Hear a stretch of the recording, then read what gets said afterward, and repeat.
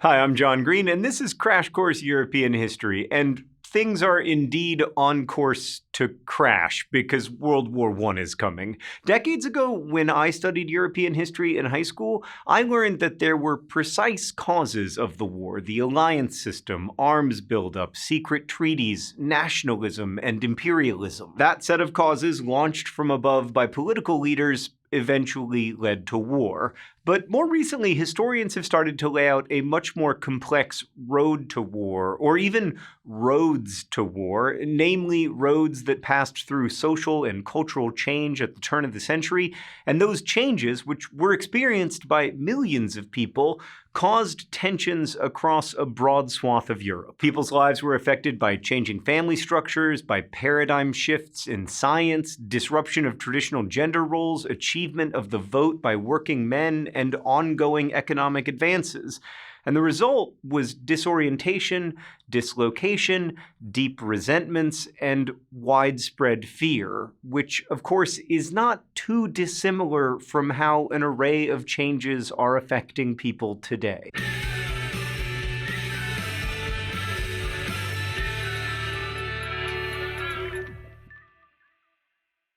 Some might even say that pre-war Europe was a battlefield before World War I started. Strikes, which at times grew violent, abounded across Europe, whether at the oil fields of Baku, the farms of Hungary, or the factories of Italy. Assassinations were common, as was everyday violence against Jewish people and other oppressed ethnic minorities. In 1894, ALFRED Dreyfus, a Jewish officer in the French army, was tried for espionage, convicted, and imprisoned on Devil's Island. The evidence against Dreyfus turned out to be fabricated, complete with forged signatures. Further evidence of his innocence was that the espionage continued even after his exile. Passions exploded over the case, and anti-Semitism flourished. Families quarreled, and assaults took place around questions of whether Dreyfus had committed these crimes. Newspapers took both sides as violence grew. Then in 1898, famed novelist Émile Zola's article J'accuse exposed trumped-up evidence against Dreyfus and helped build support for him. Dreyfus was eventually pardoned, but facts were not enough to stop the growing hatred and anti-Semitism. Intense divisions within and between communities were growing elsewhere too. Ireland, for one, was on the brink of civil war, with both those opposing British rule and those favoring it establishing independent armies. The distant colonial world was increasingly tense too. Between 1904 and 1908, the German army massacred between 24,000 and 100,000 Herero people who refused to surrender their lands in southwest Africa.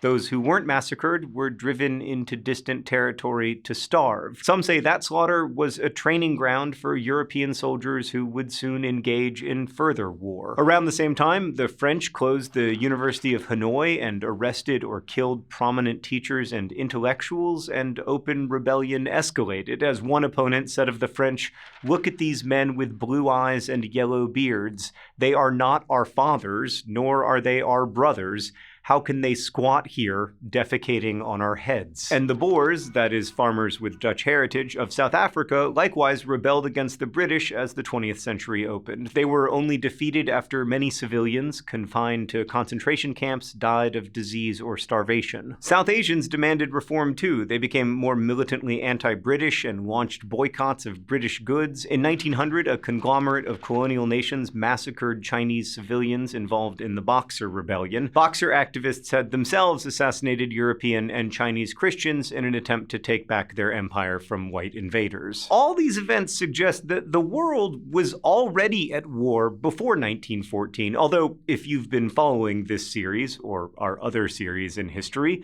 you'll know that war was often happening. If anything, peace, to whatever extent humans have experienced it, is very much a historical exception. And that's important to remember when thinking about the ultimately disastrous system of alliances that Europe had developed. That system was created by politicians to try to prevent wars, or at least to manage any on the continent. Foremost among those politicians was our old friend Otto von Bismarck, who'd had no qualms about starting wars to help Germany build its empire, but then declared Germany a satisfied nation.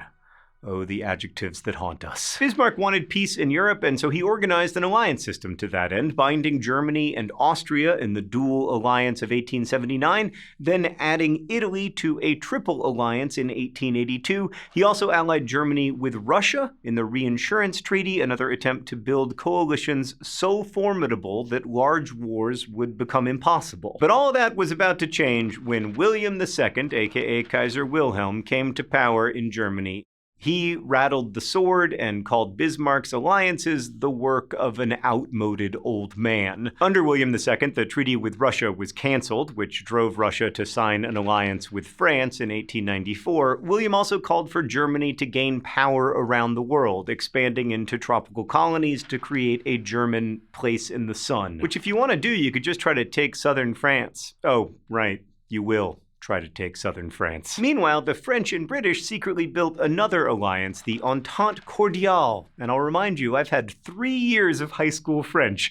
It was based on military cooperation and even shared military plans. The Entente became a triple Entente when Russia and Britain settled their colonial differences in 1907, uniting 3 very different powers. But as they were ententing, Europe's powers were also growing their militaries. Standing armies grew to hundreds of thousands of troops. General staffs demanded larger stockpiles of weapons and got what they wanted. The most costly were the dreadnoughts, or these massive battleships with unprecedented firepower. Britain launched the first of these in 1905, but others followed. The construction of battleships in these years employed tens of thousands of workers, so through their staffs of public relations experts, military hawks threatened that cutting the production of dreadnoughts would lead to mass unemployment and revolution.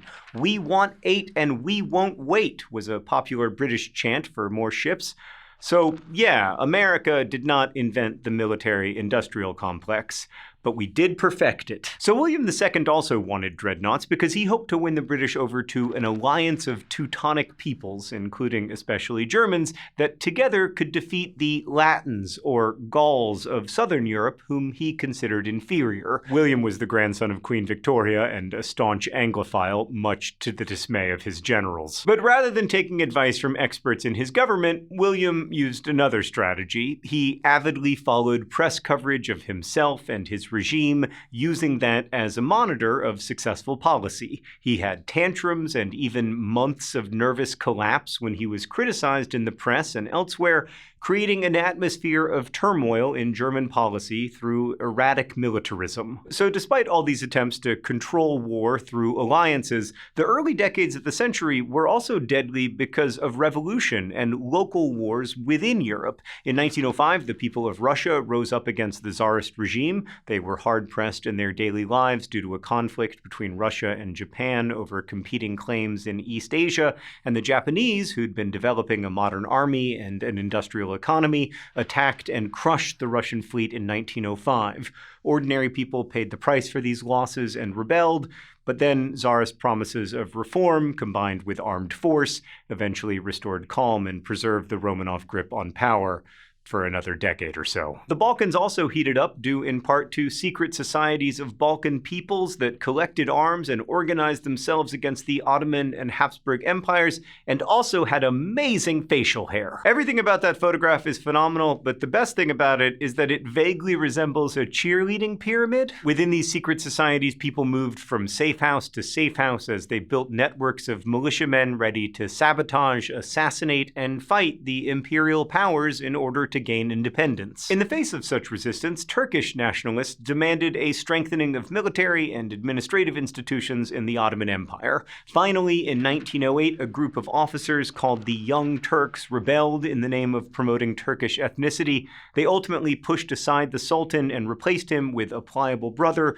who was more submissive to the Young Turks, albeit guided by a constitution and parliament. The Young Turks responded to other people's nationalist dreams by squashing demands for self-rule approval from Balkan ethnic groups. Even as the Young Turks inspired many groups, both in Europe and around the world, Austria-Hungary used their revolt as a distraction, during which it scooped up Bosnia. That caused outrage among Serbs, as they had wanted to add Bosnia to a Greater Serbia, while all Balkan people's anger against the Young Turks boiled over. Building on this anger, the Balkan governments of Montenegro, Bulgaria, Serbia, and Greece unleashed the First Balkan War in 1912 against the Ottoman Empire. They quickly won, only blocked when they tried to march on Constantinople, but there was jealousy among the victors over splitting up the territorial gains, as there so often is. So in spring 1913, the Second Balkan War erupted. The main issue this time was the territory awarded to Bulgaria in the settlement. Serbia, which was backed by Russia, gained territory from this second war, making Austria-Hungary and Germany anxious, not least because the Habsburgs were nervous that Austria-Hungary's Slavic population might want to be part of this exciting new Greater Serbia.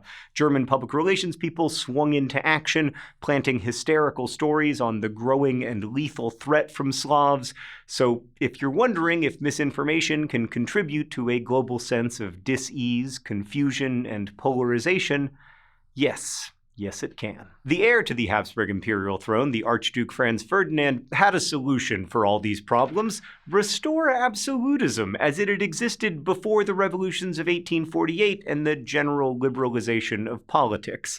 The parliamentary form of government has outlived its usefulness. An advisor to Franz Ferdinand had written as early as 1898, the so-called individual freedoms must be curtailed. Let's go to the thought bubble. In June 1914, a 19-year-old Bosnian bookworm named GAVRILO Princip became one of history's more famous teenagers.